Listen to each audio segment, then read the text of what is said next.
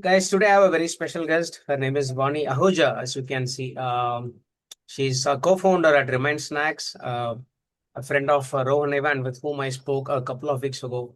The reason I'm talking to her today is not about what she's doing at Remain Snacks, but to know more about Vani Ahuja as a person and what kind of transformation she's gone through as a person in terms of nutrition and weight loss. Vani, for welcome to the show. And for people who don't know you, who are you? Hi, Vinod. Thank you for welcoming to the show. I'm very excited about this today. So, me as a person, so I grew up in Jaipur, Rajasthan. That is for where my background is. I was still 12 there. During that time, my whole life was around food. So, we are Punjabis. So, you know how Punjabis are. We relate food to emotion, we relate food to comfort. And that's how the environment that I grew up in. And I really loved food and I had a lot of interest in food. So after my 12th, I joined an institute called National Institute of Food Technology, Entrepreneurship and Management, which is in Kundli, Haryana. It's like a Delhi Haryana border, you can say. So when I joined that institute, I had a lot of interest in new nutrition, food, and sports. So I was a state level badminton player in my school. I just continued my journey around my sports in college and then I got placed in a corporate job after campus. And then I started working. I was in a corporate job for 2 years. And then post that, I just started building my own business, which is Remind Snacks now. Awesome. That's a bit of Excellent. background. Yeah. Awesome. So, can you just, you said you were interested in a little bit about the emotion that is attached with the food as a Punjabi. Yeah. What was the Yes. motivation behind you wanting to do this course in the first place? That's a very interesting question. So, like anyone else, the way I started my journey was in 11, 12. My focus was that I want to crack IIT JEE and I want to get into an IIT. I prepared hard, but unfortunately, I couldn't clear the exam. In the sense of I didn't have a good enough rank to go to an institute which is like IIT or an NIT. Then I started evaluating myself at that point of time. I met two, three counselors also just to understand, what are the prospects that I can go into, which I actually am inclined towards or I like. And through one of the conversation and one newspaper ad, this institute came up. So it basically blends science with food. So I had deep interest in food from childhood. I'm very connected to it. And food technology is all about how you convert the food into a packaged form, which is safe for everyone to consume. So there are very like multiple disciplines attached to it.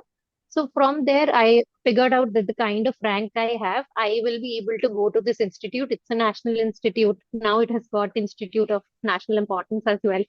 So based on that, I made that call and I thought I should go ahead with that. And I think for me, it was a great decision because I could connect with all the courses that were there in that institute. Yeah. Great. I think I should tell audience this that when I spoke to Rohan before a couple of weeks ago, he mentioned about the amazing personal transformation you went through as a person from someone who was Yeah. slightly obese, overweight, slightly fat to the fit, Yes. good looking person that you are today. I want to go a little deeper into that journey because the reason is simple. One, I want other women and maybe men, but mostly let's say women who can relate to you to understand what exactly went through your mind because that's probably the same thing that's going through other people too in the same situation. There are millions of such Yeah. women in their middle age, in their 30s and their 40s who want to look good, who want to get fit, but who are Yeah. struggling. So I think in this session, I want to focus on a few questions which will help you explain your transformation journey and what was the learning and stuff. So to start off, Vani, why did you decide to change? You said you were a badminton player, so I assume you must have been reasonably fit in your initial days, and then you suddenly went Yeah. into that slightly, let's say, bigger version of yourself. Why did you decide to change? I think it's completely fine to say that I was overweight and I was almost on the verge of becoming obese. So coming back to how the journey started. So my journey was very cyclic initially. When I was young, I used to be at home. I used to play without taking care of nutrition or exercise or sleep. I was able to maintain a decent weight. So only aesthetically I will look good to you, and I will also think it's all fine. I don't need to care. I look so nice. There's no problem. So when that zone ended by my 12th, and then I entered my college, I understood, the diet is going out of my hand because I'm on fully dependent on the hostel food. And I'm still playing badminton, and I have no clue about any macronutrients like protein, fiber, fat, carbs. How much am I supposed to eat? I don't know. Whatever I'm getting, I'm eating. Even as an athlete, I didn't know all of that because I never grew up that way. So that time my health started deteriorating. I used to have a lot of stomach related issues. Every 10th day or maybe every once a month, I would visit the dispensary in my college and say that, I'm not feeling well. I'm feeling weak inside. I'm not able to understand. And that time I didn't have any knowledge regarding that. So those 4 years just went by, and I was like, okay, somehow managing through that journey. I didn't gain weight. I didn't lose weight. I was looking almost the same. So I'm like, okay, it's fine. Let it be. Then when I joined my corporate job, it was another challenge because that time I didn't have much control. I was mostly eating from outside. I didn't have any workout schedule.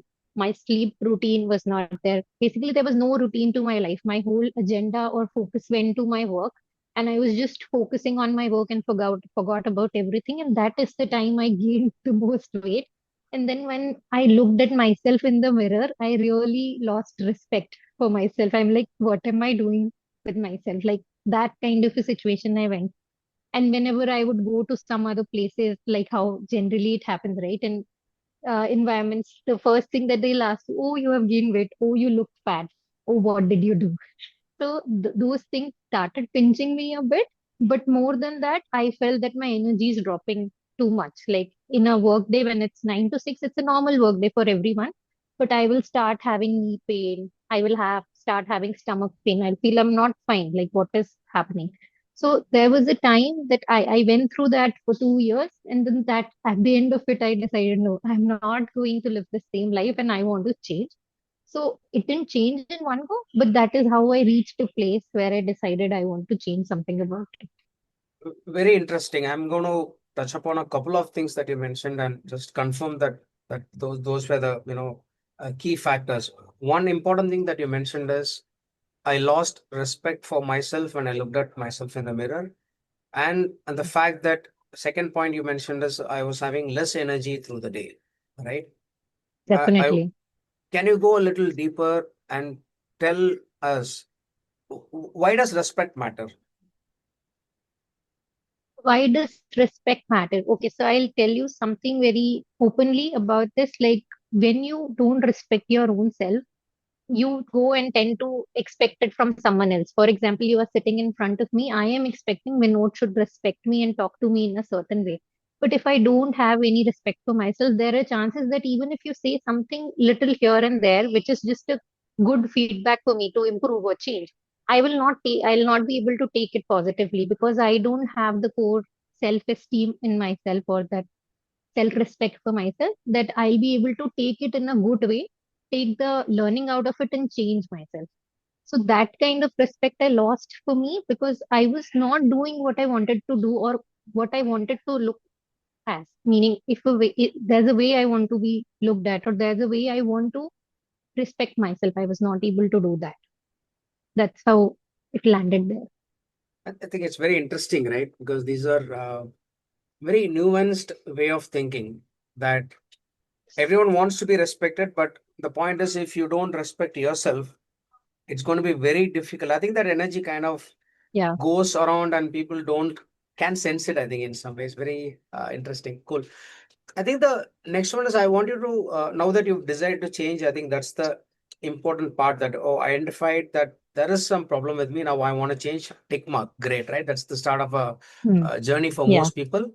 And I think on this point, everybody is universally, in an acceptance mode that yeah, I want to change. Something is wrong with me. That's kind of evident all across. Hmm. Hmm. But then Yeah. you figure out that 99% of the people don't kind of stop there, right? They don't make much progress beyond that. Yeah. So Yes.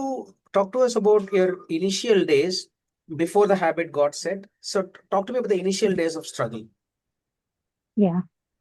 So the first and the foremost thing that I want to tell anyone who's listening to it also that it is going to be extremely messy. Like you are going to think you are fully motivated, you will just do crazy work, and then in 10 days, some transformation will come, or the weighing scale will show you something. That whole understanding and agenda is not going to work at all. So I'll just give a parallel example in life. So whenever we want to learn driving or whenever we want to prepare for an exam, generally what we do is we set the environment that way, meaning you have a study table, you have a laptop, you tell your parents, okay, don't disturb me, I need to focus on this. You hire a tutor or you go to a tuition to learn of all of that. All of those things are way more important to get into that habit, meaning the consistency will never come without setting the environment. Like if you put too much of focus on yourself. No, I am motivated. I'll be able to do it. It is not gonna happen. So the consistency will only come from the environment. So when I said that the initial days were very messy, the point that I'm trying to make is that initial days you'll have higher motivation, but the chances of you giving up are the most because you are trying to understand how the workout works, what is my diet, how should I sleep. Everything together you can't figure out. You have to go one by one. And then to be consistent, you have to set your whole environment in your favor. For example, what I did is like initially I used to have a lot of difficulty in waking up at 5 a.m. So what I'll do is I'll keep an alarm, two alarms outside my room where I sleep, and I have to walk and close, switch off the alarm. Then I have no option. Woken up, right? Similarly, I'll set my gym bag and keep it outside close to my gate. So I have that cue when I get up.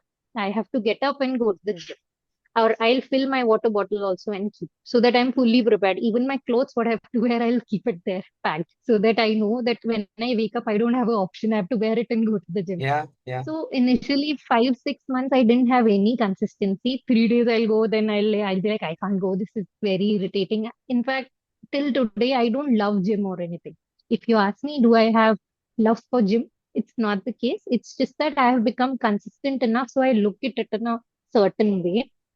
So initial days are going to be very rough, and you have to set your environment for that. And slowly you will build up on the consistency. Only consistency can lead you somewhere. Initial quick gains and losses are not going to work in the fitness journey because it is a journey. There's no end point to it, actually. It's like a lifestyle. Got it. Very interesting. I think the key takeaway from this for people who are listening or struggling to form habits is probably setting up the environment right, at least Yes. reducing the friction, as James Clear says in his habit book. That's number Yeah. one. And the fact that, you try and get as consistent as possible in the initial days, right? Cool. Yes. I think if I just want to confirm this, that you started off by going to the gym, or was it like you were trying to sort out both sleep, food, and gym all together at once? Like, can you just throw some light on that? So thing is that I tried first initially to focus on my exercise habit as a single habit. So I tried to sleep a little early, which is like 9:30, 10, and wake up at 5, and then go to the gym by 6 to 7. That kind of schedule I was trying to make. So initially there was a lot of struggle, but then with that cornerstone habit, like meaning my exercise is the first habit that I'm putting in my day. Because of that, a lot of things had a ripple effect. Like my sleep became better, my diet became better. I started reading more about it. So one thing you have to push yourself and just do it, and then rest everything will just come on the way. That's what I figured out. Like on top of that, you can build on it. Very interesting. Interestingly and coincidentally, I had the same pattern of starting with Mm, exercise, then sleep came, and then mm, the footwork. Anyway, that's for a different day. But this is very interesting. mm. The reason I'm asking this is for people who are trying to start off with something. It can be very overwhelming for them to do everything well, right? Yeah, it's bad idea. Yeah. Yeah. Why do you think it's a bad idea? Why I think it's a bad idea is because at the same time you're trying to focus on 10 things, and we tend to feel that we are superheroes. So we'll do everything, and it'll all be nice and great, but you'll get exhausted and you'll feel, yeah, I'm not able to do even a single thing in a good manner. And that's what has, like, I have already experimented and tried that, and I miserably failed. When I focused on all of the things together, I actually starting getting a back pain, some neck pain, some or the other problems. Then I shifted my focus first to exercise, then to diet, then to sleep, like that. Excellent. Yeah, cool. I think now we are living the journey of someone who's already had the plan to change and they've started off, Mm. right? Next comes the point Yeah. that is it becoming a habit? So for you, what Mm. was the stage from the time you started in terms of, let's say, days or months? Can you give us some kind of idea of what was the day and the time when your mind Mm. told you, oh, I got to do this right now? It's something that I will do as part of my daily routine. Explain or help us understand how that went. Yeah. So for me, it was a way longer journey. I would want to break it down a bit here. So initially, when I tried to work out consistently for a couple of months, which is close to 3 months, I actually was not able to go. I would go maximum 3 days a week. And then I realized that, I am having back pains or my neck is hurting because I initially started with boxing. So when I went to the physio, I understood that my body was not prepared for such intense activity, and I should have started with an easier activity. Then I had to take a break, go to physiotherapy for 8 weeks, and then join back. So these kind of hiccups came in between because I didn't know where to start. So I just started off. Then I joined a gym, and then luckily I found a personal trainer, and with his or her help, I just started moving forward. So initial 6 months were pretty bad for me, and I didn't have clarity on my diet. Sometimes what will happen is I'll go to the workout, I'll do the workout like I'm told, but then I'll start having black spots, like I'll start having blackouts in the workout. Okay. Then I would not know why is this happening. So then it came down to this thing that I was not aware of this concept that women are not supposed to do intermittent fasting for a long time and should eat something and go before their workout. As soon as I just changed it, I started eating a banana and half scoop of whey in the morning before going to the workout. It just became great. Like I was not having blackouts. So in my consistency journey, meaning the before the habit got formed, it really took a long time because of these factors, because I was not aware on what to eat, how to eat. So then in close to 6 months, I was back to a baseline. And then it took me another 4 months, close to 4 months to actually form the habit. So right now, like I am consistent to the gym 6 days a week. Maybe maximum will go down to five. That's all. So that's how I'm able to do it. So there were a lot of nuances about diet that I learned in the journey Awesome. for So if women. very interesting, right? So if I have to kind of just brief it for people, summarize it, it took about anywhere from 6 to 10 months for you to get settled into a good routine. And along the Yeah. way, you started learning because there were lots of ups and downs, which people should expect. It's not going to be Yes. a, smooth Yeah. Yeah. gradient for incremental journey for most people. So there's something people should know. I think you mentioned a very important point about women and intermittent fasting. So I'm going to go a little deeper into more Sure. women-oriented questions. Uh, Yeah. why do you think women shouldn't do intermittent fasting? So again, it could be subjective a bit for some women, but in general, what I read and understood is a concept that we have a lot of hormones than men, which we have to manage throughout the day. So our body is trying to manage all those hormones throughout the day. If we keep our body starved for a longer period of time, what happens is those hormones are not able to function properly, and then we are not able to attune to it. So there's this concept of some glucose sensitivity also involved. Like for men, if you are hungry for a longer time, you guys are completely fine. So most of the men, even to my gym who comes, don't eat anything in the morning and they just come. So just following them, I also started that. I didn't know. But then I saw a couple of podcasts. I read a book called Period Powers, from where I understood that we are supposed to eat and then only go for workout for good results. So for me, it came from a need that I was having blackouts, but most of the women don't know that. I used to have very bad migraines also after workout. Sometimes I'll go after the workout and sleep because I'm like, I have no energy. I'm drained. I don't know what to do. So this point is very important that we eat maximum. There's a gap of 12 hours. Basically, when you're sleeping, you're not eating. And then when you wake up in the morning, within first 30 minutes, you should have something, even if you're not going for workout. But that should not be something like tea or a stimulant. It should be some food Some like good a food. banana, wheat, anything, oats, anything works. Yeah. Yeah, I think I've seen those podcasts too, Vani. I completely agree with you. I keep telling some of the friends that I meet that women should eat and work out, and they Their body is not Yeah. designed for, I would say, intermittent fasting like men do, but that's biology, right? Hmm. Uh, Yes. I think you seem to have taken a very unconventional path to fitness or weight loss or fat loss, if I can say that. You went boxing and then you figured, okay, to box, I need a stronger upper body, and then you started doing Yes. gym. Whereas Yes. what I'm seeing overwhelmingly is that women resort to cardio, right? Almost if you see Hmm. out of all Yeah. 100 women who are in the weight Hmm. loss journey, they're mostly into forms like Zumba, which is cardio, or Ah. walking or running, right? Yeah. And Right. eventually, I think they become thin, but you know what the downside is. But you Yeah. you took the better path of going to the gym. So talk to us about Hmm. what's your view on women who are relying extra, like too much on cardio. Yeah. So just going before going to the concept of cardio, no, I would want to cover a very important basic concept about weight loss, which I was not aware even till 6 months of my own journey.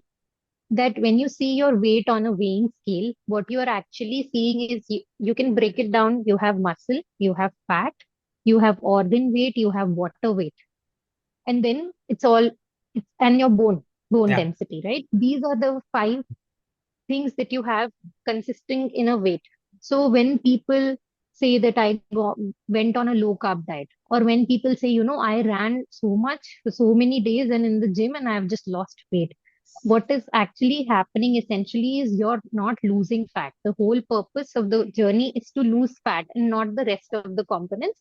So people tend to lose muscle. People tend to reduce their carb intake, and then actually water loss is happening from their body, but they are essentially not losing fat. So weight loss is not equal to fat loss. So essentially everyone, what they want to do is losing fat, right? So when we are going through that perception, every day you'll go and see yourself on the weighing scale. Today I am 65, tomorrow or maybe after 1 week, if I'm 64, it is great. That is how they are looking at it, but they essentially don't know what is happening inside their body. And I have lost muscle doing this. Like I was on the okay. same journey and I tried to do the same thing, run more, run a marathon and prepare for that. And I lost muscle. And to gain muscle is extremely difficult. So the whole point before going into the cardio conversation is that weight loss is not equal to fat loss. If you want to lose fat, you actually have to go from a measurement point of view. So recently, I just came across this concept of DEXA scan, which is like a specialized X-ray scan, you can say, which will tell you about your bone density, about your muscle mass, about your fat percentage, organ weight, and water weight. If you start there, after 1 year, you get it tested again, and you see the differences. Your goal should be about losing the fat. In gym, we have a very simpler machine. I think it's called some in-body kind of analysis Right, where you hold it like this correct. and you get a The body impedance based composition. test. Yeah, Yeah. yeah, correct. So if you just do that, you don't need to do it on a daily basis or keep weighing scale as your anchor in your journey. Rather do that and then after 3 months test it and see what is happening rather than focusing on this. So coming to the cardio point right now, when women focus on cardio, they are essentially focusing on losing their water weight or losing their muscle mass because muscle will only grow when you train the muscle, right? So when they will actually check it after 1 month or 2 months, there would be no fat loss happening. So they'll look cleaner because they have lost the essential elements of their body, but it is not fat loss. So I have done it myself, so I will never recommend someone to take the cardio journey because it's not going to help. You'll just look leaner and very thin, and then you'll think, oh, I'm looking great aesthetically. What doesn't, nothing else matters. But that's not the case. So what's the ideal recipe for women then, according to you? What should they do? So I would essentially recommend that you should always give priority to strength training at least minimum 3 days a week. You just do whole body workout. If you don't know how to work out, just like me, I didn't know. I got a trainer initially. I took his help to learn the form, the postures, and do it. And then just repeat it the same with increased intensity or increased weight for 3 days a week. 2 days you can do cardio for heart health, not for becoming thinner or leaner, because you're not becoming leaner actually. Very interesting. So 3 days of resistance training and some Yes, cardio for cardiovascular health. That is for your heart, lungs, and yes, veins and your arteries, right? Okay, correct. blood vessels. So that's pretty cool. I think a couple of more things, Mani. I think you're now we've seen a new person start with the idea and then get into, and she knows Yeah. exactly what to do. Now we also know the habit is now getting formed. I want you to talk about some nutritional mistakes people do or something that you've Mm. done and you unearthed over a period of time. For example, you mentioned to me offline that women should eat a little more of fat and that cutting down fat is probably not the right thing. Can you just explain a little bit Yeah, about nutrition macros for women specifically and what are the yeah. common mistakes people in general do, specifically women that you think they should be avoiding? Okay. So I'll first start. So there are two parts to the question, is what I understand. First is the macros for women or how women should eat, and then the common mistakes that women do. So I'll start with the macros for the women part.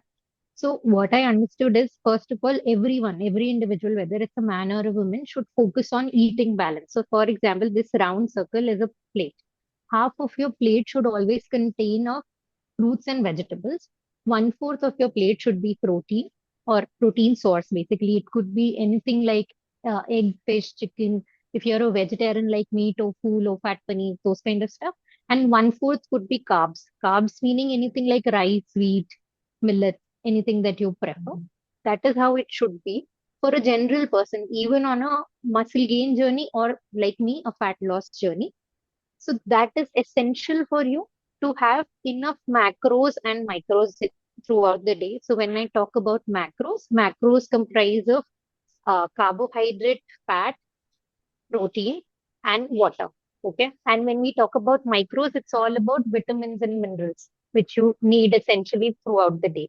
So when you're having such kind of diet, you will be able to meet both your macro and micro requirements howsoever you are as a person.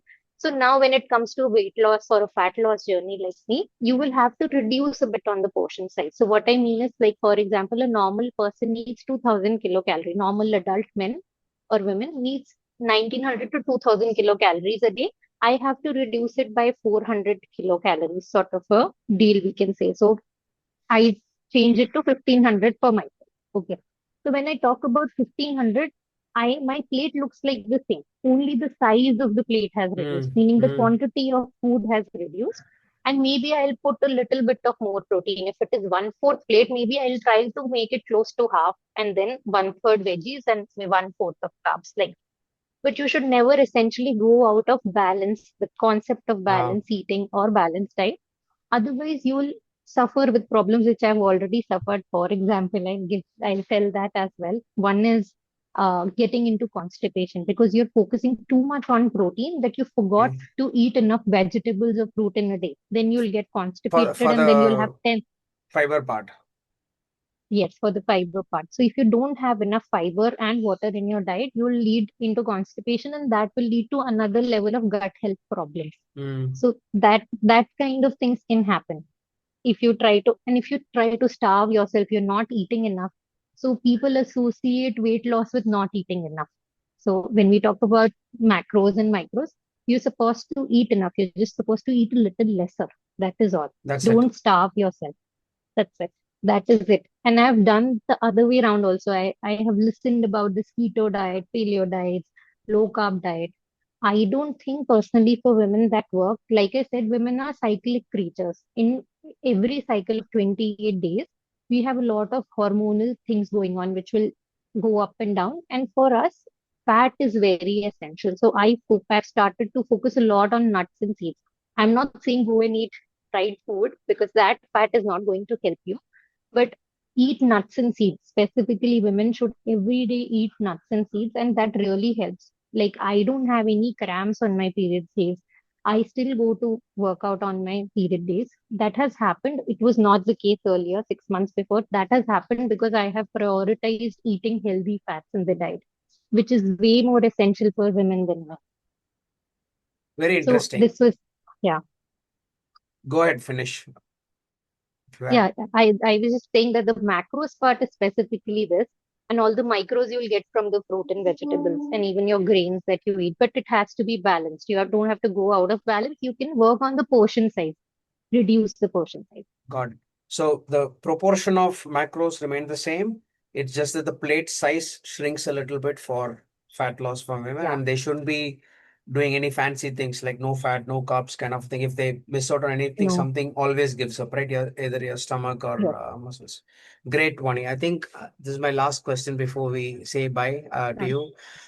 What's okay. one thing that you learned in this entire journey that kind of gave you the aha light bulb kind of a moment that you think everybody Mm. should know?